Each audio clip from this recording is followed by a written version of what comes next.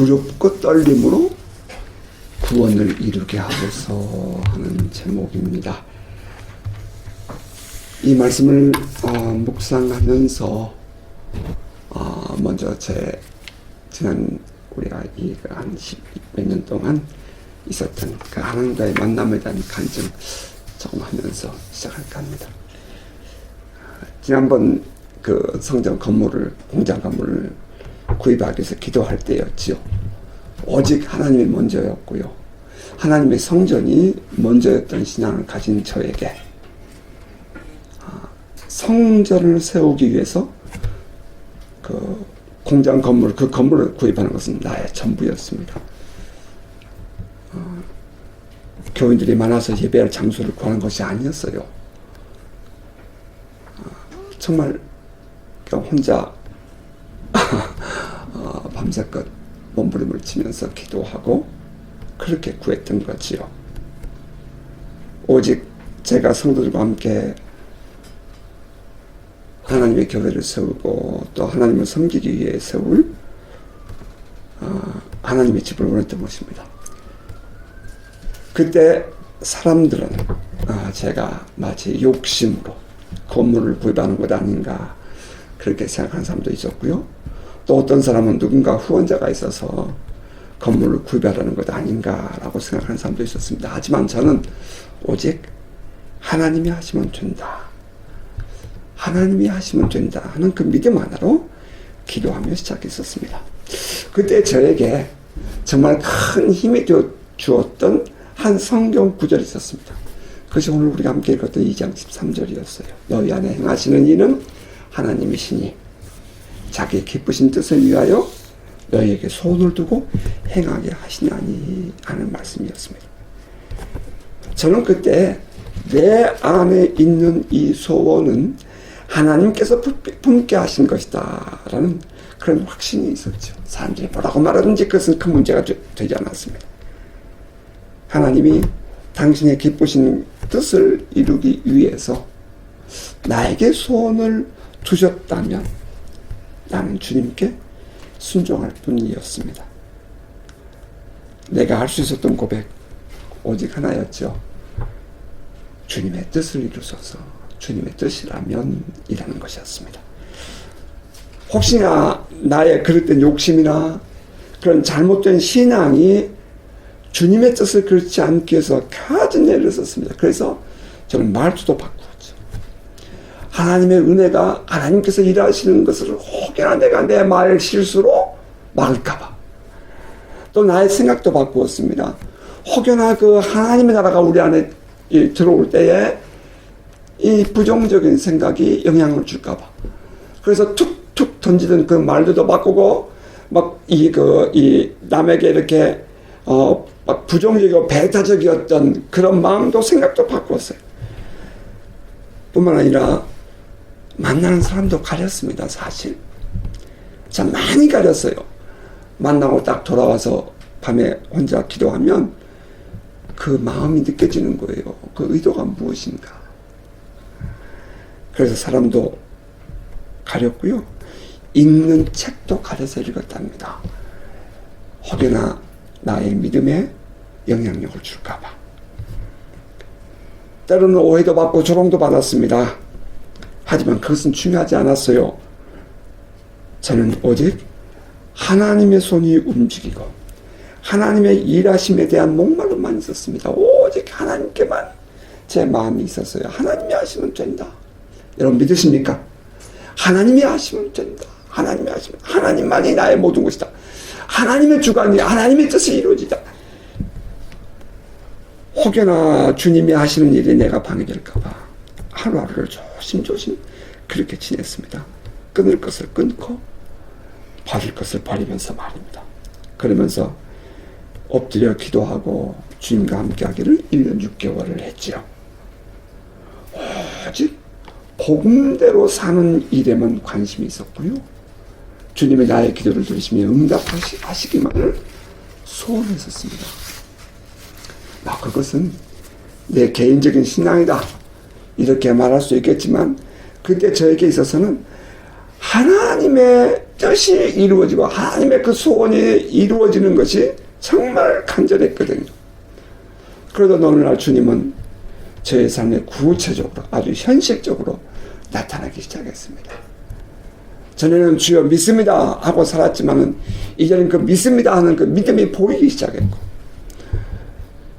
그 하나님께서 일하시는 것들을 실제로 초자연적이고 신비적인 영적인 일들인데도 불구하고 그런 것들이 저에게 현실로 나타났습니다. 그때 저에게 요구되는 것은 뭐 다른 것이 아니었어요. 오직 말씀대로, 오직 복음대로 사는 그것뿐이었습니다.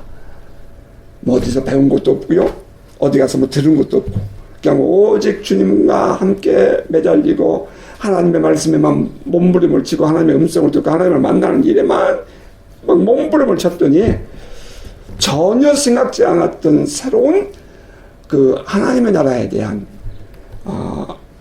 체험을 하게 되고, 인베이전, 하나님 나라가 침노하는 그런 삶을 경험하게 되었습니다. 하루하루를 주의 뜻이 이루어지이다. 주님의 뜻이라면 오직 아멘입니다. 이러면서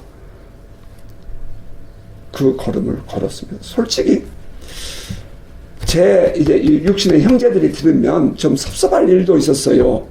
하지만 저에게 있어서는 그 2005년도에 저희 어머님이 교통사고로 제 생일날 주님 품에 가신 것도 좀 저에게는 주님의 섭리로 받아들일 수 있게 되었다는 것입니다. 참 어머니 돌아가시는 게 섭섭했죠. 많이 힘들었죠. 하지만 그것조차도 하나님의 섭리였다라고 저는 받아들이게 됐어요. 이거 그냥 지나는 말이 아니라, 왜냐하면 그 당시에 저는 이 성전, 그 공장 건물을 구입하는 것을 위해서 몸부림을 치고 있었기 때문이에요. 결국에는 어머니의 유산을 팔아서 건물을 구입하게 되었던 것 아니겠습니까? 그리고 또 주님이 하신다 하셔서, 주님이 하신다 하셔서 또 오늘 여기까지 따라오게 됐죠. 마치 광야를 걷는 것 같고요. 정말 아직도 하나님께서 나에게 이루실 일에 대한 기대감이 있어요. 하나님은 어디까지 어떻게 하시겠어요? 전 솔직히 그 마음으로 지금 내 남은 생을 주님께 맡겨드리고 싶습니다. 어차피 저의 욕심은 없어요. 주께서 우리 교회와 우리의 이 복음 사역을 통해서 이루고자 하시는 대로 받아들이며 순종할 뿐입니다. 이것이 어쩌면 세상에서의 꿈과 비전을 잃어버린 것처럼 보일 수 있다고 생각도 해봅니다. 하지만 한 가지 분명한 것은 하나님의 뜻을 이루는 것, 하나님께서 기뻐하신 대로 당신의 뜻을 내 안에 품게 하시고 그것을 한 걸음 한 걸음 이루어가게 하신다 하는 그 사실 앞에서 무엇이든지 하나님의 뜻이라면 주님께 순종하고 싶다 하는 것이 오늘 제 신앙의 고백인 것입니다. 하나님께서 오늘 우리에게, 우리 개인에게 맡겨주신 삶에 최선을 다하고 싶은 것입니다. 목회도 마찬가지고요, 선교도 마찬가지죠. 적어도 오늘 목자로서 저에게 맡겨주신 영혼들을 위해서 기도하고 나의 양떼들은 성도들에게 정직하게 복음을 전해서 주 안에서 살게 해드리고 싶은 거예요. 그게 제 간증이고 고백입니다. 단순히 교회를 키우기 위해서 어떤 그 경영을 한다는, 그러니까 비즈니스 마인드로 목회를 하는, 저는 그거 이제 못하겠어요. 제가 우리 집회를 하고 막 주님의 은혜 안에 막 몸부림을 치고 막 흥분되어 있었을 때에 입버릇처럼 고백했던 것이, 나는 이제는 모든 그런 경영이라는 거, 의도적으로 드라이브하는 거, 나는 이제는 멈추고 싶어요 라고 했었습니다. 저는 그때 그날 밤 그 설교를 할 때에 저는 그것이 지금도 눈에 생생하답니다. 나는 이제는 그 모든 것을 주님께 맡기고 싶어요 했었습니다. 이제 이것을 선언한 것이 벌써 한 2, 3년 된 것 같습니다. 주님을 만나고 주님의 능력과 권세를 아는 사람으로서 그것을 통해서 나의 욕심을 채운다든지 우리 교회를 채우기 위한 목적으로 사용하는 것이라면 저는 사용하겠습니다. 오직 그것을 통해서 하나님의 영광이 드러나고 하나님의 이름이 높임을 받는 그런 삶을 살고 싶습니다. 거기에 온전히 헌신하고 싶어요. 오직 복음을 전하고 영혼을 구원하는 일, 그 일에 몰두하고 싶습니다. 성도들 위해서 기도하고 말씀을 묵상하며 정직한 복음 전도자로 서고 싶은 거죠. 자, 이제 같은 맥락에서 저는 오늘 또다시 새해 첫 설교의 시간에도 계속되는 이 빌립보서를 강의합니다. 나의 지식을 전하기 위함이 아니라 단순히 성경 말씀을 통해서 주님의 뜻을 바르게 깨닫고 우리가 그것을 바르게 이해하고 또 그것을 우리의 삶 속에 적용하며 살아가자고 저는 여러분에게 이 강의를 하는 것입니다. 이 성경 말씀이 우리들에게 적용될 때에는 여러 가지 모습으로 나타나겠죠. 여러분의 삶의 모습이 다양하기 때문에 그 다양한 우리의 모든 성품과 인격과 다양한 모든 삶의 모습 속에 이 복음이 들어가게 되면 각자에게 나타나는 모습은 다를 수 있어요. 결코 틀린 것이 아니죠. 각자 다른 모습으로 하나님의 섭리와 하나님의 일하심이 나타날 거예요. 저는 이제 그것을 기대하면서 본문의 내용만큼은 변함이 없고 바르게 이해해야 한다고 생각하기에 최대한 사도 바울의 마음을 가지고 이제 복음의 내용을 이해하고 전열에 최선을 다해봅니다. 자, 사도는 이렇게 말해요. 두렵고 떨림으로 너희 구원을 이루라. 그러므로 나의 사랑하는 자들아, 너희가 나 있을 때뿐 아니라 더욱 지금 나 없을 때에도 항상 복종하여 두렵고 떨림으로 너희 구원을 이루라. 그 항상 복종하여 라는 그 말, 다시 이 원문을 살펴보면 그냥 항상 복종하여가 아니라 as라고 해요. 항상 복종했던 것처럼 그런 뜻입니다. 너희가 서로 항상 복종했던 것처럼 너희가 두렵고 떨림으로 나 있을 때뿐 아니라 나 없을 때에도 너의 구원을 이루어라. 이런 말입니다. 두렵고 떨림으로 너희 구원을 이루라. 이 말은 너희 구원이 아직 완성된 것이 아니다. 그러므로 너희 구원을 꾸준히 이루어가라. 그런 뜻 아니에요. 오해가 없기를 바랍니다. 우리의 구원은 이미 받았습니다. 우리는 본 오게인 한 거라고요. 이미 거듭났습니다. 그런데 왜 구원을 이루라고 말한 것일까요? 그것은 우리의 구원이 불완전해서 그런 것이 아닙니다. 여기서 우리가 이렇게 생각해 볼 수 있는 아주 쉬운 예가 있죠. 어린아이가 엄마의 뱃속에서 태어납니다. 그 아이는 분명히 사람이죠. 한 가문의 자식입니다.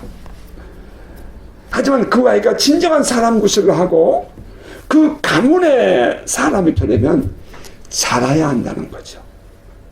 마찬가지로 우리의 신앙도 예수를 믿고 예수를 그리스도로 영접할 때에는 우리가 분명히 거듭납니다. 그만할 것도 없어요. 죄사함 받았어요. 하나님의 자녀라 칭함을 받았습니다. 하지만 그것으로 우리의 구원이 완전히 완성되었으니 끝났다라고 말해서는 안 된다는 거예요. 우리가 하나님의 자녀로서 생활하고 그 구원을 완전히 이루기 위해서는 성장해야 하는 것입니다. 이것은 단순히 예수 믿고 구원받았다는 말이 틀렸다, 그런 것을 의미하지 않습니다. 예수 믿고 구원을 받았다, 거듭났다, 이것은 선언적인 의미가 있다면, 선언, 이 법관이 죄 없다라고 선언하는 그런 거죠. 너는 거듭났다 하는 선언적인 의미가 있다면, 구원을 이루라, 이 말은 이 세상에서 구원받은 우리가 어떻게 살아야 하는가 하는 것을 말하는 것이라는 것입니다. 사도는 지금 성도들이 살아가야 할 그 세대를 뭐라고 표현했냐면 어그러지고 거스른 세대다.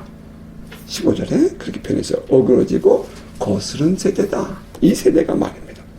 어그러지고 거스른 세대 안에서 구원받은 하나님의 자녀로서 우리가 어떻게 살 것인가? 라는 질문이 남아있다는 것입니다. 그에 대한 대답이 두렵고 떨림으로 너희 구원을 이루라 하는 말인 것입니다. 두렵고 떨림으로 너희 구원을 이루라는 말이 우리 신앙인들이 살아내야 할 그런 삶을 의미한다면 이제 몇 가지의 제안을 저는 해보고 싶습니다. 우선 이 말씀은 우리가 이미 묵상했던 빌립보서 1장 27절의 말씀과 맥을 같이 하죠. 오직 너희는 그리스도의 복음에 합당하게 살아라. 그리스도의 복음에 합당하게 생활해라. 그 말과 같은 말이다 이 말입니다. 이제 사도 바울의 이 편지가 빌립보서가 가지고 있는 그 속에서의 맥락을 이해해 본다면, 자, 첫째는 이 외부로부터 밀려오는 이 악하고 거스른 이 세대 속에서 너희의 신앙을 지켜나가며 극복해라, 브레이크스루 해라, 오버컴 해라, 그런 의미가 있겠죠. 우리 그거 킵시다. 이제 더우니까 이제는 여름이 왔네요. 세상 환경을 극복하고 이겨내라 그 말입니다. 구원을 이루라 그 말입니다. 또 두 번째는 너희가 흔들리지 말고 외부로부터 올 많은 그 어려움, 또 내적인 그런 많은 어려움 속에서도 너희가 흔들리지 말고 끝까지 애쓰며 이겨내라, 그런 의미가 있겠죠. 또 하나는 그 악하고 거스른 그런 세대에 반해서 크리스찬, 에클레시아, 이 그들로부터 밖으로 불러나온 사람들인 너희들은 이제 세상과 구별되는 삶을 살아라, 그런 말이 그 속에 들어있을 것입니다. 두렵고 떨림으로 너희 구원을 이루라. 두렵고 떨림으로 구별된 삶을 살아라, 그 말이에요. 우리 많은 그리스도인들이 말이에요, 세상 사는 사람들 재밌게 사는 모습을 보고 나도 그렇게 살고 싶어서 어떻게든지 그 속에 들어가고 싶어요. 근데 놀라운 것은 여러분 이제 속지 마세요. 지금은 여러분들 그들이 여러분들과 함께 그렇게 어울리고 그렇게 지낼지 모르겠지만 다음에 가면 여러분들은 그냥 성경에 있는 그대로예요. 길거리에 버려진 소금처럼 취급받는 날 와요. 금방 옵니다 그거. 여러분 안에 믿음의 능력과 하나님의 은혜가 말라버렸다고 생각될 때에 그들은 여러분을 떠납니다. 그것은 저의 삶에서 경험했고요. 그것은 많은 사람들의 간증입니다. 지금 우리 그리스도인들이 우리 그리스도의 능력을 가지고 있을 때는 그들이 우리와 함께 하지만 이제 우리 안에 그 그리스도의 능력이 없다라고 생각이 되어지면 그들은 더 좋은 것을 위해서 다 떠나는 것입니다. 그것이 바로 탕자의 비 속에 들어있고요. 뭔가 우리에게 여유가 있다, 믿음 안에서 하나님의 은혜를 받고 있다, 하나님께서 복을 주고 있다는 사실이 우리에게 느껴질 때에 주변의 사람들은 몰려옵니다. 그런데 우리 예수 믿는 사람들은 종종 이제 그들과 함께 즐기기 시작하는 거예요. 그러다 결국에는 내 모든 것이 없어지고 나면 다 떠나고 만다 이 말이에요. 그게 여러분의 인생에서 경험되는 하나님이 우리에게 가르쳐주신 지혜예요. 그러므로 끝까지 우리가 하나님을 붙잡고 그 신앙 안에 마치 이 닷을 내리고 말이죠. 아니요, 밧줄로 이 부둣가에 꽉 묶어놓은 것처럼 여러분들이 그 신앙의 이 밧줄을 주님께 딱 묶어놓고 있을 때는 사람들이 뭐 주변의 환경이 흔들려도 사람들이 여러분과 함께 하겠지만, 그러나 그것이 여러분이 정말 아무것도 없다라고 생각될 때는 그냥 흘러가듯이 떠나게 된다는 사실 여러분 명심하시기를 바랍니다. 크리스찬으로서의 구별된 삶을 살 때에 주변의 사람들이 우리를 좋아합니다. 예수 그리스도 이름의 능력과 권세와 성령의 능력이 우리 안에 있을 때에 주변의 사람들은 우리 주변에 있어요. 하지만 그것이 메말라 버리면 이제 머지않습니다. 자, 그리고 이제 그래서 이 빌립보 교우들에게 사도 바울이 이렇게 말하는 거예요. 너희는 들고 떨리면 너희 구원을 끝까지 이루어라. 끝까지 살아내라. 너희가 그리스도인으로서의 마땅한 삶을 살아내라. 그렇게 말하는 것이죠. 또 뿐만 아니라 들고 떨림으로 너희 구원을 이루라. 이 말 속에는 하나님과 예수 그리스도를 인식하며 살아라. 그 말이에요. 너희가 살아계신 하나님을 너희의 삶 속에서 인식하며 매 순간마다 살아라. 이것은 세상의 사람들과 다른 가치관이죠.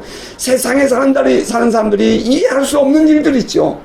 도대체 왜 저렇게 살아야 되느냐고 말할지 모르겠지만 왜 저들은 남들 다 여행 가고 좋을 때 말이죠. 왜 너희는 그렇게 주님 전에 나가서 예배한다고 그러고 하고 있냐고 그렇게 스스로도 생각될지 모르겠지만 그러나 이 소속감, belong to Jesus, belong to God, 하나님께 소속됐던 이 사실, 그리고 나의 정체성, 내가 그리스도께 속한 사람이라는 사실, 더러운 원수 마귀가 우리를 공격해 올 때도 주님이 나를 지키시라는 그 확신, 그리고 셀프 컨피던스, 나의 자존감이 분명할 때에 우리는 늘 우리의 삶 속에서 신앙인으로서의 삶을 살아낼 수 있게 된다는 것입니다.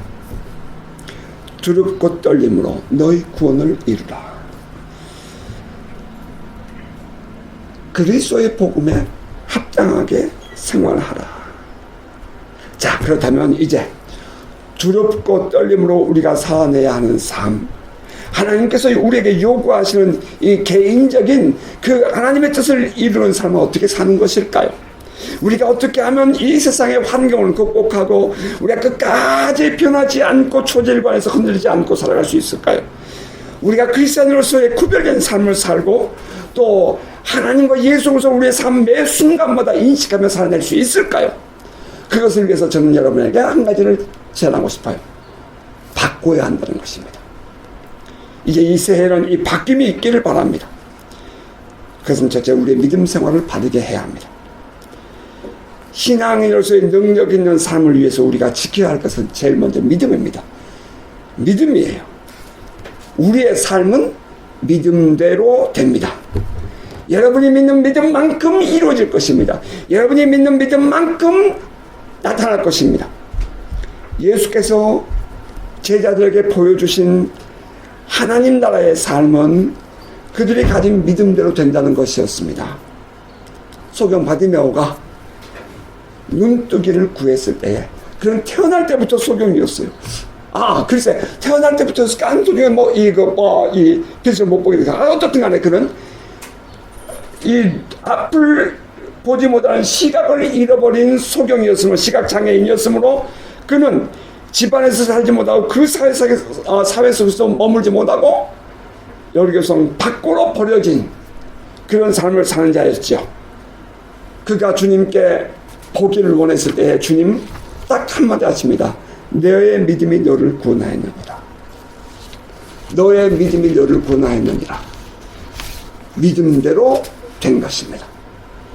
또 예수께서 두로와 시돈 지방을 지나가시고 계셨을 때에 귀신 들린 딸을 가진 한 여인, 이방인이죠. 이방인이에요. 이 여인이 와서 자기 딸을 고쳐주기를 구합니다. 그랬더니 줄 수 없다는 것이요. 이방인에게는 개처럼 취급하는 이방인에게는 내가 이런 능력을 나타내줄 수 없다는 얘기하죠. 그때 이 수로보니게 여인 이렇게 말합니다. 자녀의 떡을 취하여 개들에게 던짐이 마땅치 아니하니라. 예수께서 말씀하시니까 주여 올소이다마는 개들도 제 주인의 상에서 떨어지는 부스러기를 먹나이다 라고 말하죠. 부스러기라도 좋으니까 주님 내 딸을 고쳐주세요. 이런 간절한 믿음이 있었다 이 말이에요. 그랬더니 예수께서 뭐라고 말씀하세요? 여자여 내 믿음이 크도다. 내 소원대로 되리라. 주님이 이방인이었던 수로보니게 여인에게서 보이신 것도 믿음이었습니다. 내 믿음이 크도다. 내 소원대로 되리라. 어디 그것뿐입니까? 회당장 야이로의 집에 가는 길목에 한 여인이 와서 예수의 옷자락을 만지게 되죠. 그 여인은 12년 동안 그 하혈을 하던 여인이었고요. 그래서 이제는 모든 의사들도 다 이제는 포기해버린 이 여인이었습니다. 이 여인에게 한 가지 그 여인을 지탱해 주는 것이 있었다면 내가 예수 한번 만나보자는 것입니다. 예수 한 번만 만나보면 내가 한이 없겠다는 것이었죠. 그래서 예수의 옷자락을 만졌습니다. 그런데 이 여인이 고쳐졌어요. 그런데 이 여인이 고쳐졌어요. 그때도 예수께서 이 여인에게 하신 말씀이, 예수께서 이르시되 따라 내 믿음이 너를 구원하였으니 평안히 가라. 내 병에서 놓여 건강할지어다. 내 믿음이 너를 구원하였다. 여러분 믿음이 바뀌시기를 주님으로 축복합니다. 회당장 야이로의 집에 이제 가는 길이었죠. 그래서 이제 그 잠깐 지체하는 동안에 회당장 야이로의 집에서 종이 왔어요. 하인이 와가지고 이 야이로에게 말합니다. 딸이 이미 죽었습니다. 선생님을 힘들게 하지 마십시오. 이미 끝나버렸어요. 라고 말합니다. 그때 이 야이로의 마음이 무너집니다. 딸이 이미 죽었기 때문입니다. 이제 예수께서 이렇게 말씀하십니다. 두려워하지 말고 믿기만 해라. 아멘. 두려워하지 말고 믿기만 해라. 딸이 죽은 것도 사실이고 현실이었습니다.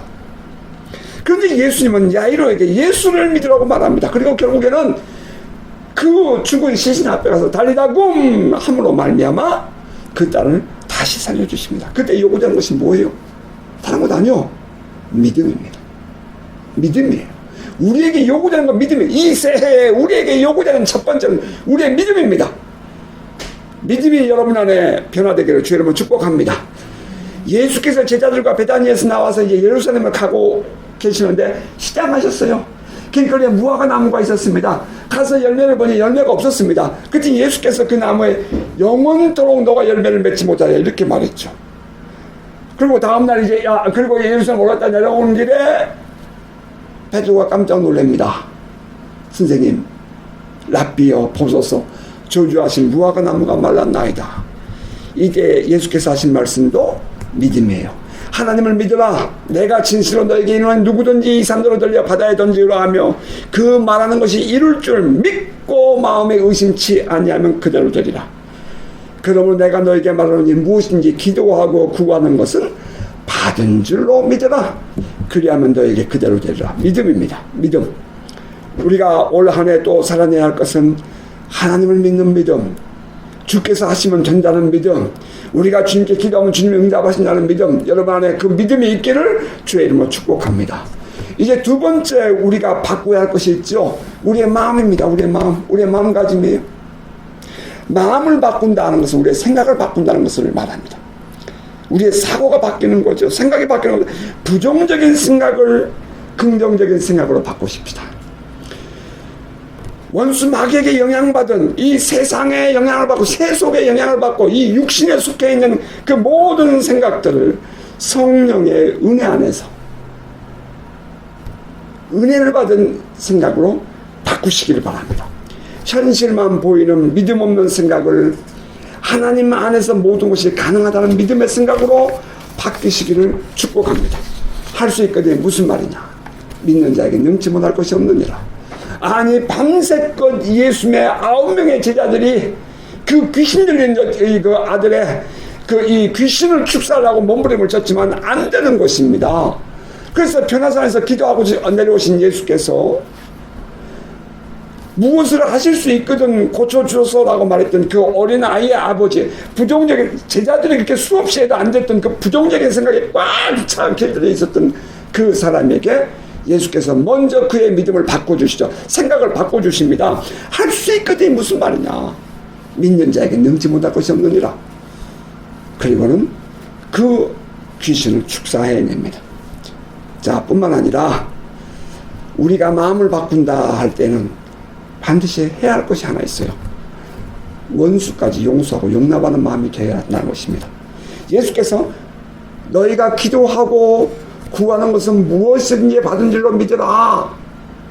그리고 딱 끝나버린 것이 아니라 바로 그 다음 절에 이어서 너희가 서서 기도할 때에 아무에게 혐의가 있거든 용서하라. 그리하여야 하늘에 계신 너희 아버지도 너희 허물을 사하여 주시리라. 하늘에 계신 우리 아버지도 너희의 기도를 들어주시리라, 그 말이죠. 그러니까 너희가 기도하는 것은 오라, 다 좋아, 다 좋아. 그래서 기도대로 응답될 거야. 그런데 있잖아, 너희 마음에 하나님의 그 응답을 받기 원한다면 너희도 너희 이웃에 대해서 할 것이 있어. 가장 힘든 게 뭐야? 용서하지 못하고 용납하지 못하는 거지. 근데 그것을 받아주어야 하나님도 너희를 용서하시고 너희의 기도를 들어주셔. 이렇게 말했다는 거예요. 믿음으로 하는 기도에 대해서 말씀하신 주님은 우리가 혐의가 있는 사람을 용서해야 하나님도 우리의 기도를 들어주신다고 말씀하셨습니다. 다시 말해, 우리가 마음을 바꾸고 다른 사람도 용서해야 하나님이 우리를 받아주신다, 이 말씀입니다. 우리의 생각, 우리의 사고, 곧 우리의 마음가짐이 바뀌어야 우리는 신앙인으로서 하나님의 뜻을 우리의 삶에 이루며 사는 삶을 살 수 있습니다. 자, 이제 세 번째로, 우리가 바꾸야, 우리가 이거 바뀌어야 우리는 그렇게 복음에 합당한 삶을 살 수가 있어요. 끝까지 우리는 구원을 이루어낼 수 있어요. 우리가 오늘날 이 삶 속에서 세 번째 바꿀 것이라면 보는 것을 바꿔야 합니다. 보는 것이 바뀌어야 돼요. 우리가 보는 대로 우리의 삶은 이루어집니다. 히브리서 기자 이렇게 말했잖아요. 믿음은 바라는 것들의 실상이요 보지 못하는 것들의 증거니, 이 실상 혹은 이 증거, 그 모든 것이 보는 것입니다. 꿈과 비전을 보는 신앙인 되기를 바랍니다. 우리가 가진 환상, 비전이에요. 환상, 꿈과 비전은 우리의 삶을 이끌어 가실 것입니다. 보는 것을 바꾸세요. 우리가 무엇을 보느냐에 따라서 우리의 인생은 그렇게 열릴 것입니다. 보는 대로 영향을 받아요. 우리 사람들은 보는 대로 영향을 받아요. 그래서 보는 것을 바꿔야 됩니다. 내가 보는 것 바꾸지 않으면, 그러면 여러분의 인생은 그렇게 가는 거예요. 이 컵이 저절로 쑥 만들어진 것이 아닙니다. 이 컵이라는 것을, 이 도공이 이렇게 만들겠다는 보는 것이 있었어요. 비전과 꿈과 환상이 있었다, 이 말입니다. 아, 이 컵은 손잡이를 어디다 달아야 되겠구나, 이 컵을 어떻게 만들, 그런 이 비전을 갖고 있었을 때에 이루어지는 것처럼 하나님 안에서 우리의 삶이 이루어지기를 원한다면, 구원을 끝까지 이루기를 원한다면 우리의 보는 것도 바꿔야 되죠. 자, 이제 마지막 네 번째는 그 생각, 꿈, 비전, 우리의 마음을 담아내는 것이 있어요.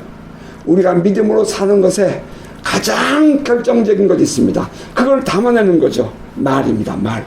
우리의 생각과 꿈, 비전, 믿음을 담는 것이 말이야, 이 말입니다. 우리의 말이 담고 있는 것이 우리의 신앙이고 우리의 인격이죠. 우리의 말이 우리의 인격이에요. 말이 우리의 이 신앙이란 말입니다. 우리 한국 속담에 말이 시된다는 말이 있죠. 말을 들어준다, 이 말입니다. 야고보서 기자는 우리의 말이 사람을 죽이기도 하고 살리기도 한다, 이렇게 말했어요. 여러분, 우리 말을 가려서 할 줄 아는 저와 여러분 될 수 있기를 바랍니다. 되는 말, 긍정적인 말 하자는 것입니다. 부정적인 말은 속에서부터 제거해버리고 말이죠. 우리 늘 긍정적인 말을 하십시다. 주님은 우리를 살리시는 분이지 결코 우리를 망하거나 죽이는 분이 아니십니다. 우리 주님은 우리를, 그래요, 업 앤 다운이 있다 할지라도 주님은 늘 우리를 살리는데 하나의 궁극적인 목적이 있지, 우리를 성장해가게 하는데 궁극적인 목적이 있지, 우리를 결코 치는 것이 아니냐, 이 말이에요. 나무에 가지를 쳐주는 것은, 그 살아있는 이 생명체 나무에 가지를 칠 때, 아, 난 솔직한 일을 좀 하며 내 마음이 느껴져요. 아파요. 그러나 그것을 치고 있는 이 정원수의 입장에서는 그 나무가 건강하게 더 멋있게 자라주기를 원하기 때문 아니겠습니까? 주님은 우리를 통해서 주님의 뜻을 이루어 가시며 이 어두운 세상, 거스르고 말이죠, 이 악한 세상에 우리를 통해서 하나님의 뜻을 이루어 가려고 하시는데, 때로는 우리의 마음에 안 들고 우리 생각이 이해가 안 된다 할지라도 하나님이 하실 일은 하신다, 이 말이에요. 그렇다면 그때 우리가 하고 싶은 것이 뭐예요? 늘 긍정적이고 늘 적극적이고 창조적이고 하나님께서 하시라는 그 믿음을 가지고 우리가 말하자는 것입니다. 우리의 입에 재갈을 물리고 파수꾼을 세워서 말을 지혜롭게 복되게 할 수 있기를 바랍니다. 아름다운 말은 은쟁반 위에 사가 나갔다. 그렇게 말하지 않습니까? 자, 이러한 변화된 삶이 우리의 구원을 이루는 데에 중요한 요소가 될 거예요. 세상을 이겨내고 극복하는 삶, 끝까지 인내함이 이겨내는 삶, 그리스도인으로서의 구별된 삶, 그리고 하나님 아버지와 예수 그리스도를 늘 인식하며 살아가는 삶, 소속감이 분명하고 정체성이 분명하고 자존감이 분명한 삶으로 살아갈 때에 그 모든 것을 뒷받침해 줄 수 있는 것은 바로 이와 같이 우리 모든 개인이 변화된 삶을 바뀐 마음으로 살아가는 것입니다. 두렵고 떨림으로 우리의 믿음과 마음가짐, 곧 꿈, 그리고 꿈, 생각, 꿈, 비전, 환상이죠. 그리고 말이 바뀌기를 바랍니다. 전 이것이 그리스도의 복음에 합당하게 사는 것이라 여겨지는데 여러분 어떻게 생각하십니까? 이때 비로소 우리는 어그러지고 거스른 이 세대에서 하나님의 흠없는 자녀로 세상에서 빛을 드러내는 삶을 살 수 있게 될 것입니다. 자, 다시 본문 돌아가서 12절 제가 다시 쭉 읽어 14절까지 읽습니다. 그러므로 나의 사랑하는 자들아, 너희가 나 있을 때뿐 아니라 더욱 지금 나 없을 때도 항상 복종하여 두렵고 떨림으로 너희 구원을 이루라. 너희 안에서 행하시는 이는 하나님이시니 자기의 기쁘신 뜻을 위하여 너희에게 손을 두고 행하게 하시나니 모든 일을 원망과 시비가 없이 하라. 모든 일을 원망과 시비가 없이 하라. 곧 우리의 마음과 삶이 바뀌고 즐겁고 복된 삶이 되기를 주의 이름으로 축복합니다. 자, 이어서 15절입니다. 이는 너희가 흠이 없고 순전하여 어그러지고 거스른 세대 가운데서 하나님의 흠없는 자녀로 세상에서 그들 가운데 빛들로 나타내며 생명의 말씀을 밝혀 나의 다른 일이 헛되지 아니하고 수고도 헛되지 아니하므로 그리스도의 날에 내가 자랑할 것이 있게 하려 함이라. 사도는 이렇게 말한 거죠. 너희가 흠없고 순전하게 자라고 성장해서 하나님의 흠없는 자녀가 된다면 너희는 이 세상의 빛으로 나타날 것이고 생명의 말씀을 밝히게 될 것이다. 그리고 아울러 너희들의 그러한 삶이 곧 나의 수고가 헛되지 않았음을 알게 해줄 것이며 주님 앞에 섰을 때 나의 자랑이 될 것이다. 이런 뜻입니다. 사도는 성도들과 분리된 마음을 갖지 않아요. 한 마음이에요. 성도들이 믿음 안에서 잘 살아가면 그것은 그의 기쁨이었어요. 어느 누가 정말 그런 솔직한 얘기예요. 자식이 좋은 집을 사고 좋은 차를 사면 그게 마음 아프겠어요? 시기 질투 나겠어요? 아니죠. 그런데 왜 사람들은 말이에요. 누가 그렇게 한다 그러면 그것이 시기 질투 나냐면 그건 하나가 되지 못했기 때문이죠. 한 가족이 아니라는 말이에요. 성도들이 믿음 안에서 잘 살아가면 그것은 목회자의 기쁨이죠. 성도들의 삶이 융성해지만 목회자의 기쁨이죠. 그것을 위해서 늘 기도하고 그것을 위해서 정말 말없는 이 섬김의 삶을 사는 것이 목회자의 삶 아니겠어요? 지금 사도가 그런 말입니다. 성도들이 신앙에서 성장해서 하나님의 자녀로 빛된 삶을 살면 그것이 목회자의 큰 기쁨이고 사도의 큰 기쁨이었다는 것입니다. 사도는 성도들의 믿음의 재물과 섬김 위에 자신을 부어드려도 기쁨이 될 것이라고 말했습니다. 이것은 하나님께 제사를 드릴 때 이 전제를 드린다 이 말은 이 제사를 드릴 때에 재물 위에 기름을 부어서 드리는 것을 의미하는 거예요. 그러니까 너희들의 모든 이 하나님 안에서의 믿음으로 하는 재물과 믿음으로 드리는 재물과 섬김 위에다가 나의 삶을 기름부터 부어서 하나님께 향기로운 재물이 된다고 한다면 나는 내 모든 것을 다 너희들에게 다 드릴 수 있어. 이런 말이죠. 자신을 성도들을 위해서 하나님께 온전히 드려도 아깝지 않다 이 말입니다. 성도들이 하나님께 드리는 헌물과 재물의 헌신과 재물에 대하여 자기 자신을 그곳에 부어들도 아깝거나 아쉽지 않다 이 말입니다. 비록 멀리 떨어져 있어도 자기는 지금 감옥에 붙잡혀 있는 상황이 됐다 할지라도 진정으로 성도를 사랑하고 그들에게 온 마음이 가 있는 사도의 모습이 보입니다. 감동적이죠. 지금 이 서신을 로마 감옥에 붙잡혀 있는 사도를 생각하며 성도들이 헌금을 모아서 보내준 데에 대한 답신으로 쓰여진 것이라고 제가 여러분에게 서론에서 말씀드린 바가 있습니다. 성도들의 사랑과 깊은 애정을 아는 사도는 그들을 위로하며 격려하지요. 만일 너희 믿음의 재물과 섬김 위에 내가 나를 전제로 들을지라도 나는 기뻐하고 너희 무리와 함께 기뻐하리니 이와 같이 너희도 기뻐하고 나와 함께 기뻐하라. 자, 말씀을 맺겠습니다. 저는 오늘의 말씀을 묵상하면서 그 성도들 향한 애정 깊은 한 사도의 마음을 느낄 수 있었습니다. 비록 몸은 멀리 떨어져 있어도 어찌하든지 그들로 하여금 신앙 안에서 능력 있는 삶을 살아주기를 사모하는 사도의 마음 말입니다. 나의 사랑하는 자들아, 나의 사랑하는 자들아, 너희가 나 있을 때뿐 아니라 나 없을 때에도 항상 복종하여 복종했던 것처럼 복종하여 두렵고 떨림으로 너희 구원을 이루라. 너희 안에 행하시는 이는 하나님이시니 자기의 기쁘신 뜻을 위하여 너에게 소원을 두고 행하게 하시나니 모든 일을 원망과 시비가 없이 하라. 올 한 해 우리 모두 그리스도의 복음에 합당하게 생활해서 두렵고 떨림으로 구원을 이루어내는 복된 삶 되시기를 바랍니다. 구원을 이룬다. 여기에 이룬다는 이 단어가 말이죠. 헬라어 원문에 보면은 카테르가제스테라는 그런 단어를 써요.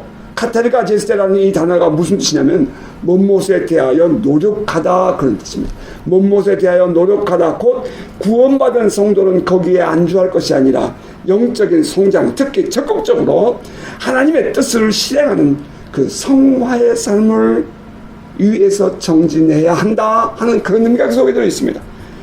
더욱 복음적인 삶의 성장을 위해서 우리들의 믿음과 생각, 보는 것, 꿈, 비전, 환상 같은 거 말입니다. 그러니까 우리가 가지고 있는 뿐만 아니라 우리 현실 속에 보는 책도 마찬가지고 현실을 보는 것도 TV도 마찬가지 모든 보는 것이죠. 그 보는 것 바뀌시기 바라고요. 그리고 우리의 말이 바뀌시기 바랍니다. 오늘 새해 첫 예배입니다. 바라기는 우리의 온 마음과 삶이 새로워지고 더욱 성장해서 하나님의 뜻을 이루는 복된 삶 되기를 주의 이름으로 축복합니다. 아멘.